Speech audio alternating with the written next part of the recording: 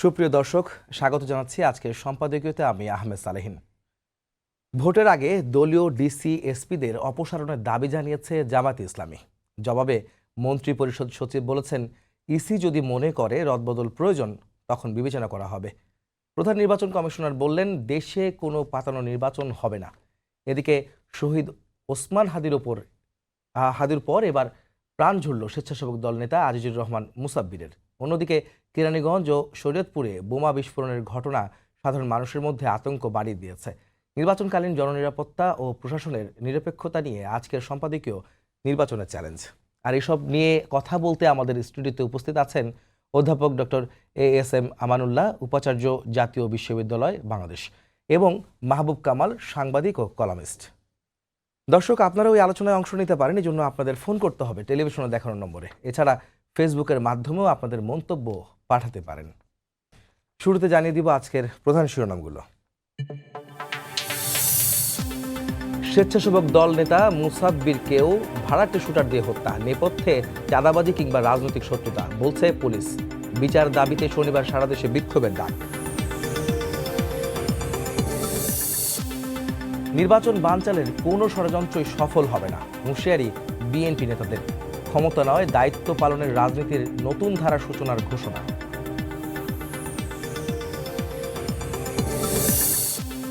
গ্রাহকদের জিম্মি করে এলপিজি ব্যবসায়ীদের নৈরাজ্য, কমিশন বাড়ানোর আশ্বাসে ধর্মঘট প্রত্যাহার। রমজানের আগেই কেটে যাবে গ্যাসের সংকট, জানালেন বিইআরসি চেয়ারম্যান। ওষুধের দামে লাগাম টানছে সরকার। গ্যাস্ট্রিক, ডায়াবেটিস, ক্যান্সার সহ 295 ওষুধের দাম নির্ধারণের নীতিমালা চূড়ান্ত। কোনো কোম্পানি না মানলে কঠোর ব্যবস্থা। এবং যুক্তরাষ্ট্রের ভিসা বন্ড আরোপ দুঃখজনক হলেও অস্বাভাবিক নয়। তালিকা থেকে বের হতে চেষ্টা চালাবে বাংলাদেশ। অবৈধ অভিবাসনের দায় আগের সরকারকে দিলেন পররাষ্ট্র উপদেষ্টা।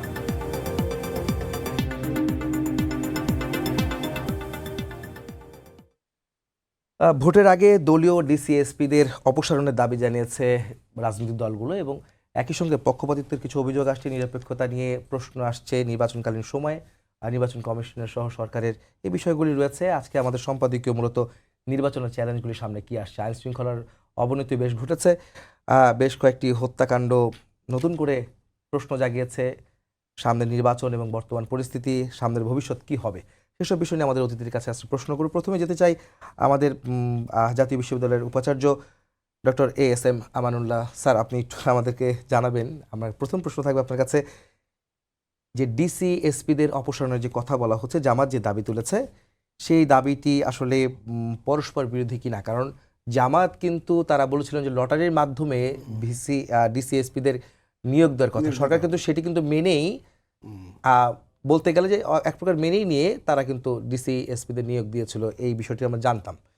তাহলে কেন আজকে এই 1 মাস আগে, ঠিক নির্বাচনের 1 মাস আগে এই প্রশ্ন আসছে? দাবিটি কি পরস্পর বিরোধী কিনা? আপনাকে ধন্যবাদ, মাহবুব ভাইকে ধন্যবাদ জানাচ্ছি, স্বাগত জানাচ্ছি, এবং দর্শক শ্রোতাদেরকে স্বাগত জানাচ্ছি। এটা কিছুটা পরস্পর বিরোধী, কারণ এই দাবিটা কিন্তু আসছিল জামাতের কাছ থেকেই। লটারির দাবিটা কিন্তু জামাতে দিচ্ছিল।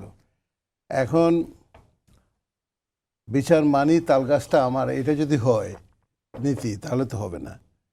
এবং আমি বেশ কয়েকটা আমাদের এই যে প্রফেশনাল কারণেই আমাদের কয়েকটা মিটিং করতে হয়েছিল ইসির সাথে, ফুল ইসির সাথে। এবং আমার যে ব্যক্তিগত ধারণা, আমরা এই ইসি এবং বর্তমান নির্বাচন কমিশন যেটা আছে তার উপরে আমরা বিশ্বাস স্থাপন করতে পারি, এবং আমাদের কাছে মনে হয়েছে সেটা।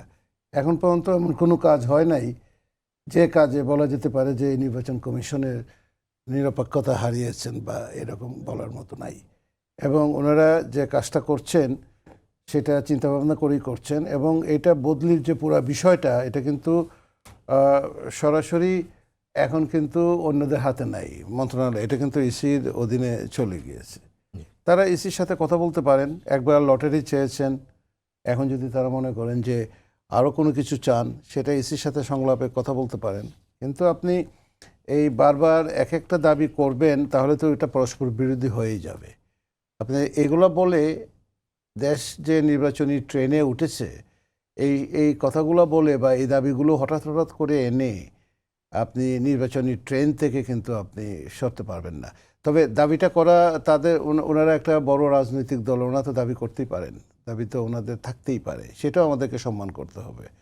সেটার প্রতি সম্মান রেখেই বলছি আমরা যে এই নির্বাচন কমিশনের এখন পর্যন্ত যে সমস্ত অ্যাক্টিভিটিস, সেখানে অ্যাক্টিভিটিসগুলো দেখে সিভিল সোসাইটি বা সুশীল সমাজ এই দেশের বা অন্যান্য যারা নির্বাচন পর্যবেক্ষণ করেন দেশে বিদেশে, তারা এখন পর্যন্ত কিন্তু কোনো কথা উত্থাপন করেন নাই। স্যার এখানে একটু কথা বলতে চাই, যদি বলছেন যে দলীয় আখ্যা দেওয়া হচ্ছে, দলীয় ডিসিএসপিদের কথা বলা হচ্ছে, এখন যারা আপনারা যে দেখেছি স্যার DCSP দলীয় বলতে শুধু কারা, মানে জামাত যদি বলে যে দলীয় বলছে যে দলীয় ডিসিএসপিদের কথা, সেখানে কিন্তু যখন উপদেষ্টা ছিলেন মাহফুজ আলম, তখন তিনি কিন্তু বলেছিলেন যে 5 তারিখের পরবর্তী কিন্তু অনেকে কিন্তু ভাগ বাটোয়ারা করে মতো করে ডিসিএসপিদের বসিয়েছে বা প্রশাসনের লোক বসিয়েছিল, তাহলে কি সেখানে তারাও কি করেন না? DCSP না, শুধু উপরের লেভেলের কথা বলছিল মাহফুজ, যেটা বলছে মানে বিভিন্ন সেটা জায়গায় উপরের প্রশাসনের। লেভেলের কথা বলছে। এবং আমি যে কথাটা বলতে চাই, এখন যারা ডিসিএসপি হিসেবে আছেন তারা কততম বিসিএস এর, এবং তারা আপনার এই ডেপুটি সেক্রেটারি লেভেলে, জয়েন্ট সেক্রেটারি লেভেলে, এদেরকে যদি আপনি এখন বলেন যে তারা ওই বিএনপি দলীয় অথবা জামাত দলীয় যদি কেউ বলে, তাহলে এটা কি গ্রহণযোগ্য হবে? তাদের অ্যাপয়েন্টমেন্টটা কবে হয়েছে, তারা কত বছর ধরে চাকরি করছেন, এবং তারা কোন সময় ডিসিএসপি হচ্ছেন, এটা একটা বড় বিষয়। কিন্তু এটা এভাবে চট করে বলা যাবে না যে তারা এই যে এই বিএনপি দলীয় পক্ষে নিচ্ছে অথবা জামাতের পক্ষ নিচ্ছে, এটা চট করে কিন্তু বলা যাবে না। আর আমরা তো সারা দেশে ঘুরে বেড়াই, আমরা যেটা দেখছি। তবে হ্যাঁ, আপনার ধরেন পলিটিক্যাল একটা ফ্লেভার বা পলিটিক্যাল একটা এই যে টেম্পো, এটা নির্বাচনটা হয় একটা টেম্পোর মাধ্যমে। এই যে টেম্পোটা বলি, পলিটিক্যাল ইলেকশন একটা টেম্পোর মাধ্যমে হয়। তো সার্বিকভাবে দেশের ভিতরে যে কাজগুলো হচ্ছে, রাজনৈতিক যে প্রসেসটা শুরু হয়েছে, বিশেষত বিএনপির চেয়ারম্যান তারেক জিয়া যখন দেশে ফিরলেন, তারেক রহমান, তারপর থেকে যে এই আপনার এই যে পলিটিক্সের ভিতরে এক ধরনের স্বস্তির ভাব দেখা দিচ্ছে, তাতে তার একটা ইম্প্যাক্ট অথবা এফেক্ট তো আপনার সব জায়গাতেই প্লাস মাইনাস করে কিছুটা হচ্ছে। কিন্তু এর অর্থ এই না এই ডিসিএসপি অথবা এই প্রশাসন যারা আছেন তারা দলীয় প্রভাব করে কাউকে জিতিয়ে দিবেন বা কাউকে নিয়ে আসবেন, এটা ভাবার কোনো কারণ নাই। কারণ এই নির্বাচনটা বাংলাদেশের জন্য একটা ক্রুশিয়াল নির্বাচন হতে যাচ্ছে। এই একটা নির্বাচনের জন্য আপনাকে 16-17 বছর 18 বছর অপেক্ষা করতে হয়েছে। এই একটা নির্বাচনের জন্য আজকে 1500 বাচ্চা জীবন দিয়েছে। এই একটা নির্বাচনকে কেন্দ্র করে বাংলাদেশের স্বাধীনতা, সার্বভৌমত্ব প্রশ্নের হুমকির সম্মুখীন হয়ে দাঁড়িয়েছিল। অতএব এখানে কেউ ইচ্ছা করলেই কেউ বলবে যে এই নির্বাচনে কারচুপি করা এত সহজ ব্যাপার হবে না, অথবা এই নির্বাচনে দলীয় প্রভাব বিস্তার করা এত সহজ হবে না। কিন্তু কোনো দল তো পলিটিক্যালি অলরেডি এম্পাওয়ার্ড, কোনো দল তো politically already dominating in the market. আপনি চিন্তা করে দেখেন, দল তো অনেকগুলো আমাদের দেশে না, কিন্তু 4-5টা দলই তো ডমিনেট করতেছে এখানে না, বিএনপি, জামাত, এনসিপি, এই বাম দল যারা আছেন, মোর্চা, এই তো কয়েকটা দল, আর জামাতের যে অ্যালায়েন্স আছে, তো এরাই তো ডমিনেট করছে পলিটিক্যাল এই যে স্পেয়ারটা এই জায়গাটাতে। তো তাদের কিছু কিছু ইনফ্লুয়েন্স তো থাকবে, এটা অস্বীকার করার তো কোনো উপায় নাই। স্যার আপনার কথা আমি বুঝছি। আপনি মাহবুব ভাই একটু বলবেন আমাকে যে প্রশ্নটা আমি ওনাকে করছিলাম, যে দলীয় আখ্যা দিয়ে ডিসিএসপিদেরকে যে অপসারণের যে দাবি জানানো হচ্ছে, এটা কতটা যৌক্তিক এবং এটা সরানো কি এখন সম্ভব কিনা? না, দেখেন, আমরা তারেক রহমানের দেশে ফেরা, এইটাকে আমরা যদি একটা মার্ক ধরি, বেঞ্চমার্ক ধরি, তাহলে দেখবেন পলিটিক্সটা তারেক রহমানের আসার আগ পর্যন্ত একরকম ছিল, আবার তারেক রহমান আসার পর আরেক রকম হয়ে গেছে। আমরা কিন্তু এতদিন শুনছি যে প্রশাসন, তারপরে বিভিন্ন কি পয়েন্টগুলোতে জামাতের লোক বেশি, এতদিন কিন্তু এটা শুনে আসছি আমরা। হ্যাঁ, বিএনপিরও আছে, বাট জামাতের বেশি আছে, কি বলে, রিকমেন্ডেশনে এগুলো হয়েছে। এখন তারেক রহমান আসার পরে যে একটা জোয়ার বইতেছে, হ্যাঁ, এবং ভার্চুয়ালি এখন টোটাল দেশটা তারেক রহমানের গ্রিপে চলে আসছে। হ্যাঁ, ফলে এখন জামাত হয়তো ভাবতেছে যে আমরা আর উই গোয়িং টু লুজ, আমরা কি লুজ করতে যাচ্ছি? হ্যাঁ, এই যেভাবে তারেক রহমানকে ঘিরে, ভার্চুয়ালি তারেক রহমান তো এখন ডিফ্যাক্টো প্রাইম মিনিস্টার, এখন তার কাছে সবাই যাচ্ছে, ব্যবসায়ীরা থেকে শুরু করে তারপরে বিভিন্ন political personalities, even law enforcing এজেন্সির লোকও তার যাচ্ছে, ল এনফোর্সিং মানে একেবারে প্রধান পর্যন্ত তার কাছে গেছে, তাই না? So he is a de facto prime minister now. So এইটা তো জামাতের এইটা মানে সহ্য করা বা এটা হজম করা একটু কঠিন কাজ, সময় লাগবে। একটু সময় লাগবে। তো ফলে তারা নানা রকম মানে অ্যাপ্রিহেনশন থেকে হোক বা যেভাবে হোক না কেন তারা মানে এক ধরনের বিতর্ক তুলছে এবং বিতর্ক তোলার চেষ্টা করছে। হ্যাঁ, তো দেখেন আমি বলি কি যে যেটা ভাই বললেন যেটা যে ইলেকশন কমিশনের নিরপেক্ষতা এখন পর্যন্ত ক্ষুণ্ণ হয় নাই, কিন্তু আমি এটা বলবো যে ইলেকশন কমিশন তার উপর যে দায়িত্ব পড়ছে সে দায়িত্ব পুরোপুরি পালন করছে না। আমি একটু বলি, দেখেন সেটা কিভাবে স্যার? আমি বলছি যে তফসিল ঘোষণার পরে ইলেকশন কমিশন মানে টোটালি এম্পাওয়ার্ড হয়ে যায় আপনার ইলেকশন সংক্রান্ত যত কর্মকাণ্ড সেগুলোর ব্যাপারে, শুধুমাত্র রুটিন কাজগুলো করে সরকার তফসিল ঘোষণার পরে।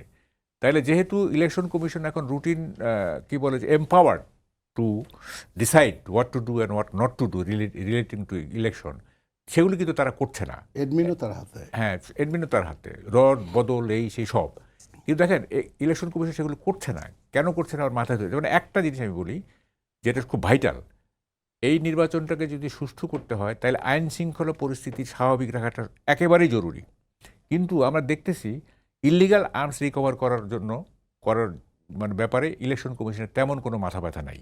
হ্যাঁ, ইলেকশন কমিশন তো গভর্নমেন্টের সাথে নেগোশিয়েট করবে, যে বলবে যে ইলিগাল আর্মস আছে, কারণ 5ই আগস্টের পরে অনেক থানা লুট হয়েছে, তারপরে নানাভাবে দেশে আর্মসও আসছে এবং এই কথা উঠছে যে আপনার যে সমস্ত জঙ্গি ছেড়ে দেওয়া হয়েছিল তারা আর্মড হচ্ছে, আন্ডারগ্রাউন্ড যে সমস্ত সোকল বিপ্লবী সংগঠন ছিল তাদেরকে ইলেকশনে ব্যবহার করার জন্য তারা আর্মসের ব্যবহার করবে। তারপরে যারা সমাজের আছে না কতগুলো একটা একটা একটা বিপুল সংখ্যক লোক আছে বা যুবক আছে যারা আপনার নানা রকম হিনিয়াস কর্মকাণ্ডে নিযুক্ত থাকে। হ্যাঁ, এবং আন্ডারগ্রাউন্ড যেটাকে বলা হয় আন্ডারওয়ার্ল্ড যেটাকে বলা হয়, তা আন্ডারওয়ার্ল্ডের যে সন্ত্রাসীরা তাদেরকে যে নির্বাচনে ব্যবহার করা হবে না এটা তো গ্যারান্টি নাই, যে কোনো দল করতে পারে এটা, তাই না? তো সো ইললিগাল আর্মস রিকভার করা এটা একেবারে ক্রাইং নিড। হ্যাঁ, এটা করতেই হবে, এটা করতেই হবে। দেখেন এখনই কিন্তু অনেক ধরনের law and order situation violated হচ্ছে, যেমন ধরেন যে স্বেচ্ছাসেবক দল গতকাল রাতে যে স্বেচ্ছাসেবক দলের সদস্য সচিব ছিল উত্তরের মুসাব্বির, তারপরে আগুন লাগতেছে, তারপরে বিস্ফোরণ হচ্ছে, তারপরে ফরিদপুর মুন্সিগঞ্জ দুটি জায়গায় আজকেও একটি ঘটনা ঘটছে। তারপর ধরেন আরেকটা যেমন ধরেন ওই যে থানায় গিয়ে হুমকি দামকি দেওয়া হয়েছে না থানায় গিয়ে, কোন থানায়, শায়েস্তাগঞ্জ নাকি, হুমকি দেওয়া হচ্ছে। তার মানেটা কি? তার মানেটা হচ্ছে থানায় গিয়ে যখন আপনি হুমকি দামকি দেওয়ার পরেও যখন আপনাকে আইনের আশ্রয় নেওয়া যাচ্ছে না, 12 ঘন্টার মধ্যে জামিন হয়ে যাচ্ছে, তার মানে বোঝা যাচ্ছে যে এখানে ল অ্যান্ড অর্ডার সিচুয়েশন বলতে কিছু নাই।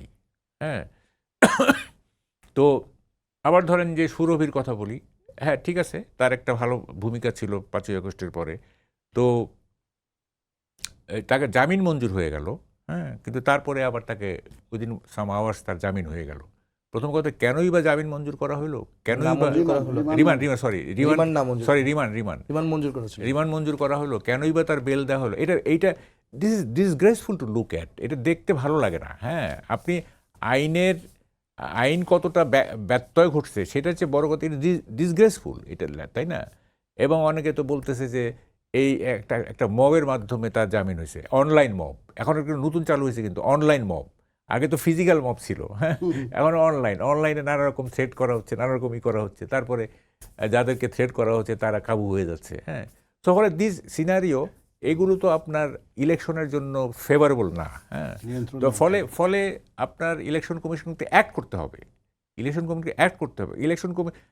কমিশনের নিরপেক্ষতা ভঙ্গ হয় নাই, that is not enough quality of election commission. হ্যাঁ, election commission has to do more than that. হ্যাঁ, এটাই আমরা নির্বাচন কমিশনের সাথে আমাদের একটা মিটিং ছিল, কারণ আমরা one of the largest stakeholder এই যে আগামী জাতীয় সংসদ নির্বাচনে, কারণ আমাদের আন্ডারে কয়েক লক্ষ শিক্ষক যারা আছেন তারা কিন্তু প্রিজাইডিং অফিসার, পোলিং অফিসার হিসেবে সেখানে কাজ করবেন। সেখানে আমরা ওনাদেরকে এই কথাটা বলছি যে কারো বিরুদ্ধে যদি কোনো স্পেসিফিক অ্যালিগেশন থাকে, যেমন জামাত যেটা বলছে, আজকে জামাত বলছে, কালকে এনসিপি বলবে, এনসিপি অলরেডি হাসনাত তো বলছেই, তো যদি কারোর বিরুদ্ধে যদি কোনো স্পেসিফিক অ্যালিগেশন থাকে তাহলে এটা খুব অ্যাক্টিভলি খুব শর্ট টাইমের ভিতরে এটা অ্যাড্রেস করা। আর মাহবুব ভাই যেটা বললেন এটা তো সবাই জানে, যে কোনো সংসদ নির্বাচনের আগে, জাতীয় নির্বাচনের আগে একটা আপনার, এবং এটা তো বলা হয়েছিল, কমিটমেন্ট করা ছিল যে আপনার এই যে অবৈধ অস্ত্র উদ্ধার করা হবে। সে চলছে তো অবৈধ অস্ত্র উদ্ধার করা চলছে, কিন্তু মাহবুব ভাইয়ের মতো এই নামি দামি সাংবাদিক ওনার নজরে পড়ছে না, নাহলে উনি বলতেন না এটা, যে এটা তার মানে এটা নজরে পড়ার, কয়েকটি ঘটনা শুধু উদ্বেগ বাড়িয়েছে, এটা সত্যি। নজরে পড়ার মতো অবস্থায় ওইটাকে আপনাকে এই যে ড্রাইভটা দিতে হবে। আইনশৃঙ্খলা রক্ষাকারী বাহিনী যথেষ্ট সচেতন। আমি এখনো মনে করি না যে আইনশৃঙ্খলা একদম নিয়ন্ত্রণের বাইরে চলে গেছে, তা না। এবং আগামী নির্বাচনটা যে খুব একটা সুখকর হবে সেটাও আমি মনে করছি না। সহিংস হয়ে উঠতে পারে। যে দলটা ক্ষমতার বাইরে চলে গিয়েছে সে যে চুপচাপ বসে থাকবে সেটা ভাবারও কোনো কারণ নেই। আজকে আমার দেশ পত্রিকাতে একটা নিউজ আসছে, আবার দেখছেন যে কোনো কোনো জায়গাতে তারা সংগঠিত হওয়ার চেষ্টা করছে। এবং সমাজের ভিতরে শুধু ভালো মানুষ থাকবে তা না, খারাপ মানুষও আছে, যেটা তাই না? এবং খারাপ মানুষরা তো বিভিন্ন ধরনের এজেন্ডা নিয়ে কাজ করে। এখানে তো শুধুমাত্র ওই সারফেস একটা আছে ড্রামা, ব্যাক স্টেজ ড্রামা একটা বড় আছে, ব্যাক স্টেজ ড্রামা দুই ধরনের, একটা সামনে একটা পিছনে, এবং অনেক ধরনের ডিপ স্টেটের খেলা আছে, অনেক কিছু আছে। ওইগুলো তো সব নিয়ন্ত্রণ করা দায় হলো আমি এই প্রসঙ্গে আসবো। মাহবুব ভাই যেটা বলছিলেন এর মধ্যে আমি একটু বলতে চাচ্ছিলাম যে প্রশাসনের রদবদল যেটা আসলে জামাত দাবি করেছে বা অন্য দল দাবি করবে সামনে করতে পারেন স্যার বলছিলেন, আবার আপনি বলছেন রদবদল হওয়াটা জরুরি দরকার ছিল কিছু জায়গায় যেহেতু নির্বাচন সামনে, এইতে করে নির্বাচনে কোনো নেতিবাচক কোনো প্রভাব ফেলবে কিনা এই রদবদলগুলো আসলে? শুনেন, রদবদলের কথা কম সময় কিন্তু শুনেন, আপনি দেখেন, আমি একটা টক শোতে বলছিলাম, এই যে আমরা ট্যাগ দিই না, ট্যাগ দিই, এটা বিএনপি, এটা জামাত, এটা আওয়ামী লীগ। দেখেন, আমি একটা টক শোতে বলছিলাম, আমরা ইচ্ছা করলে সব সরকারি কর্মচারীকে স্বৈরাচারের দোষর বানাইতে, মানে প্রমাণ করতে পারবো। কিভাবে জানেন? শুধু বলবো যে 5ই আগস্ট অপরাহ্ন পর্যন্ত কোনো সরকারি কর্মচারী কিন্তু পদত্যাগ করে নাই। মানে কি? মানে they wanted that this government should continue, তাই না? মানে 14ই জুলাইয়ের পর থেকে তো কিলিং হয়েছে, তাই না? তাই তো তারা রিজাইন করে নাই। রিজাইন করে মানে কি? তারা মনে করছে যে না, এই অবস্থা তো সরকার ফাংশন করা উচিত, তারা রিজাইন করতো। তাহলে যেহেতু নোবডি রিজাইন, তো সবাই স্বৈরাচারের দোষর। আপনি ইচ্ছা করে সবাইকে বানাইতে পারেন, বলতে পারেন। সুতরাং এই যে এগুলি করে না, মানে আপনি যদি ওইটা কি বলে ঠক বাঁচতে যদি গা উজাড় করে দেন, আপনি তো রুল করবেন কিভাবে? আপনি রুল করবেন কিভাবে? আপনি সবাইকে বলতেছেন তো এটা স্পয়েল সিস্টেম না আমেরিকার মতো। হ্যাঁ, সেই আপনার তো এটা কন্টিনিউয়াস একটা প্রসেস, যে ব্যুরোক্রেসি, আমাদের ব্যুরোক্রেসি। সেই আপনি বলতেছেন এই পুলিশ স্বৈরাচারের দোষর, এই পুলিশ বিএনপি, এই পুলিশ জামাত, এই আমরা, এই অমুক তমুক, এই যে ট্যাগিংটা না, এইটা হয় কি, আপনার ব্যুরোক্রেসি বলেন, তারপরে পুলিশ বলেন, আইন শৃঙ্খলা বাহিনী বলেন, তারা সবসময় থ্রেটেন থাকবে, সবসময় ভয়ের সংস্কৃতির মধ্যে থাকবে। তারা ফাংশন করতে পারবে না সবসময়। যেটা আমরা 15 মাস ধরে দেখছি, একটা ভয়ের সংস্কৃতির মধ্যে রেখে আপনি কিভাবে আমলাতন্ত্র বলেন বা আইন শৃঙ্খলা বাহিনী বলেন তাদেরকে প্রপারলি অ্যাক্ট করাইতে পারবেন?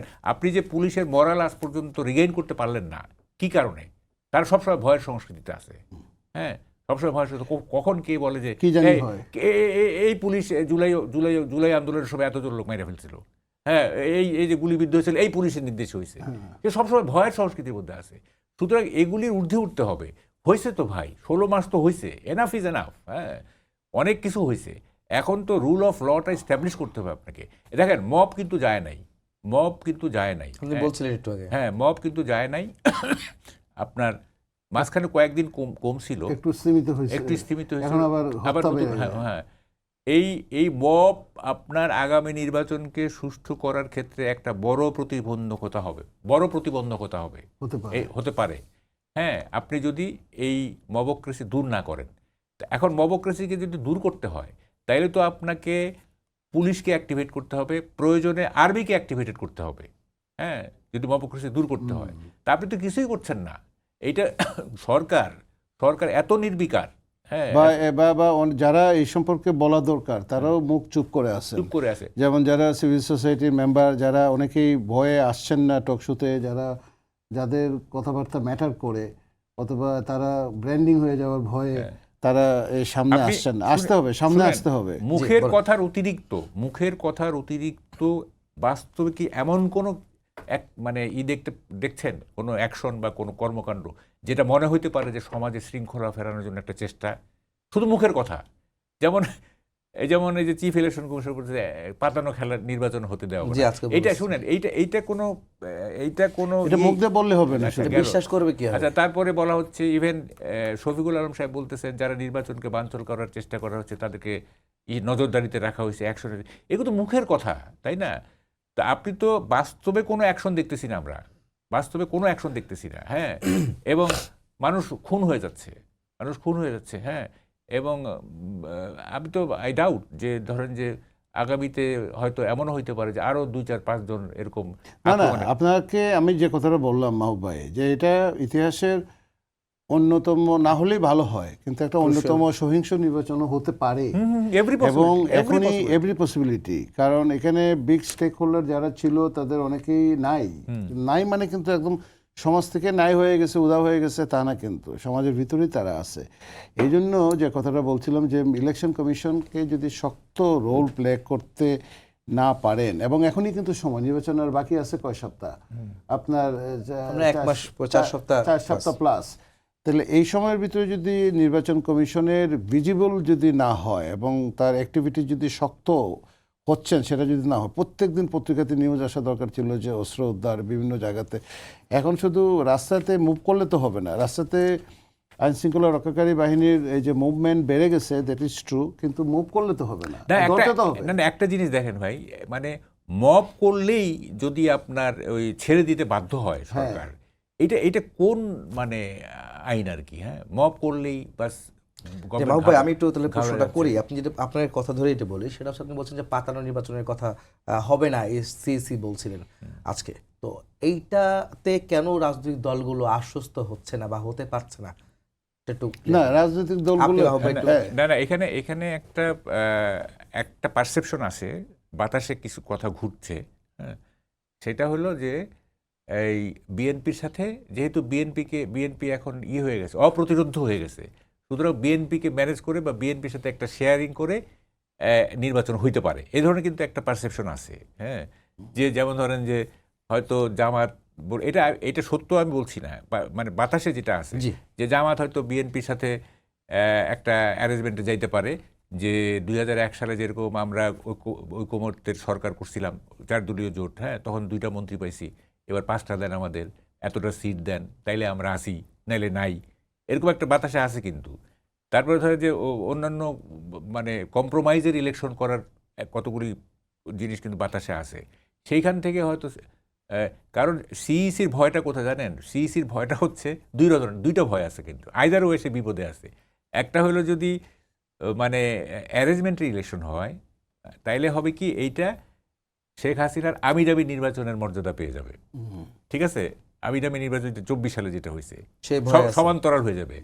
আবার আমিরামি যদি নির্বাচন না হয়, পৃথক যদি নির্বাচন হয়, তাহলে সহিংস হওয়ার শঙ্কা আছে, সেটাও হাসিনার প্যারালাল হয়ে যাবে, বা কেউ কেউ নির্বাচন বর্জন করার সময় ইত্যাদি। তো আইদার ওয়ে নির্বাচন কমিশন খুব শেকিতে আছে, শেকি ফিল করছে, হ্যাঁ, যে কি হবে। হ্যাঁ, অ্যারেঞ্জমেন্ট হইলে আমিরামি হয়ে যাচ্ছে, অ্যারেঞ্জমেন্ট না হইলে সহিংসতা হবে, ম্যানিপুলেটেড হবে, আর ম্যানিপুলেটেড ইলেকশন হইলে ন্যাশনালি ইন্টারন্যাশনালি এটা বিতর্কিত হবে। এটা হ্যাঁ, তখন হবে কি, আরে হাসিনার আমলে যে ইলেকশন হয়েছে এটা তো একই জিনিস।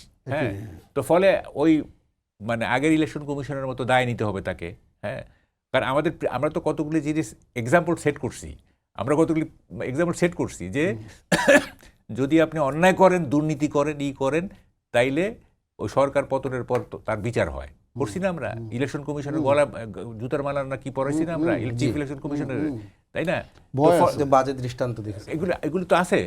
তো ফলে এগুলি তাদের সামনে আছে। তো তারা চাচ্ছে যে কোনোভাবেই বিতর্কিত হওয়া যাবে না। ফলে এই যে এইসব বলতেছে যে পাতানো নির্বাচন হবে না, ইলেকশন ভালো হবে, ইতিহাসে বাস্তবে কি সেটা দেখবো আমরা?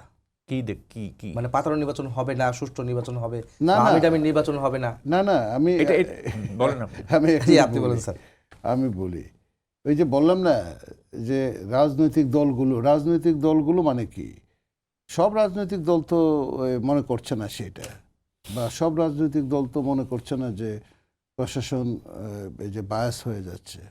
রাজনৈতিক দলগুলো মানে এখানে প্রধানত দুইটা বড় শক্তি, একটা হলো জামাত এবং তার অ্যালায়েন্স, আর একটা হলো বিএনপি।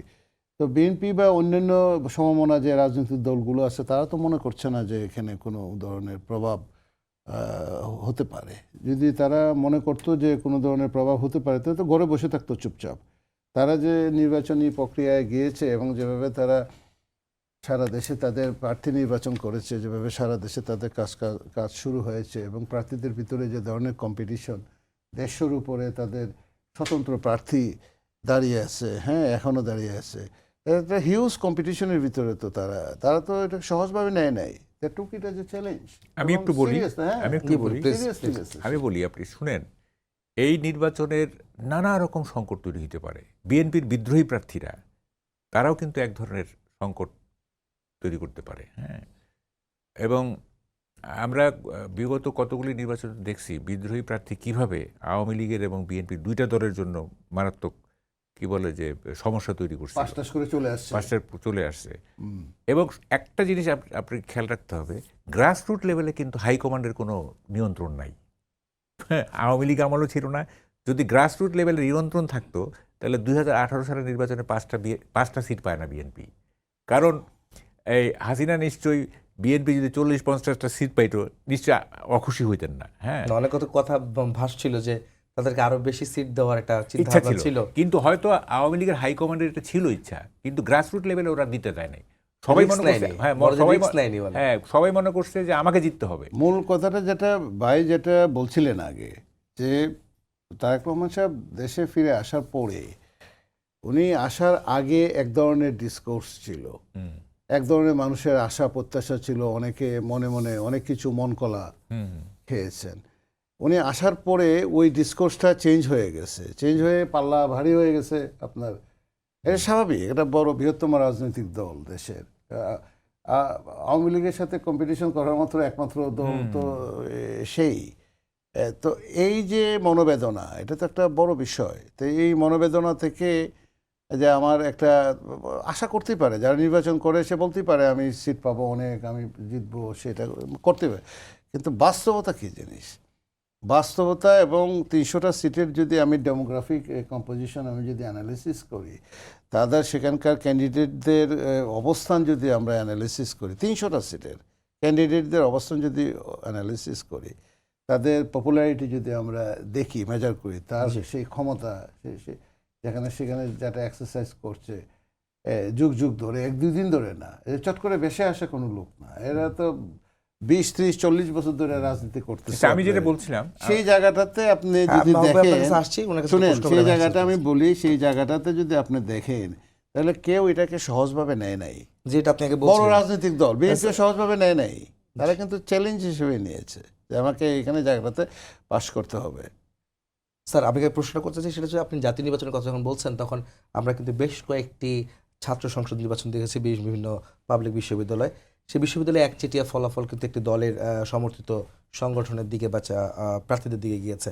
সেটা কীভাবে দেখেন এবং সেটা কি আগামী নির্বাচনে কোনো প্রভাব ফেলবে কিনা? কোনো প্রভাব ফেলবে না। কেন প্রভাব ফেলবে না? বিশ্ববিদ্যালয়গুলোর পরিস্থিতি এবং আন্ডারস্ট্যান্ডিং এক ধরনের, এবং জাতীয় নির্বাচন হলো সম্পূর্ণ আরেকটা ডিসকোর্স, সম্পূর্ণ আরেকটা বয়ান। বিশ্ববিদ্যালয়গুলোর ভিতরে এক ধরনের পলিটিক্স কাজ করে, বিশ্ববিদ্যালয়গুলোর ভিতরে এক ধরনের ইগো কাজ করে। ঠিক আছে, তোমরা এই ধরনের রাজনীতি করো, আমি তোমাদেরকে একটু দেখিয়ে দিচ্ছি, এক ধরনের এই কাজ করে। এবং গত 15-16 বছরে আপনি দেখবেন যে বিশ্ববিদ্যালয়গুলোর ভিতরে যারা রাজনীতিতে জয়েন করেছিল বাচ্চারা, ছেলেমেয়েরা, তারা কিন্তু অ্যাপারেন্টলি মনে হচ্ছিল যে তারা সব প্রোগ্রেসিভ পলিটিক্স করে, ছাত্রলীগ করে জয়েন করেছিল, কিন্তু ভিতরে ভিতরে তারা কিন্তু জামাত অথবা শিবিরের কর্মী ছিল, এটা প্রমাণিত।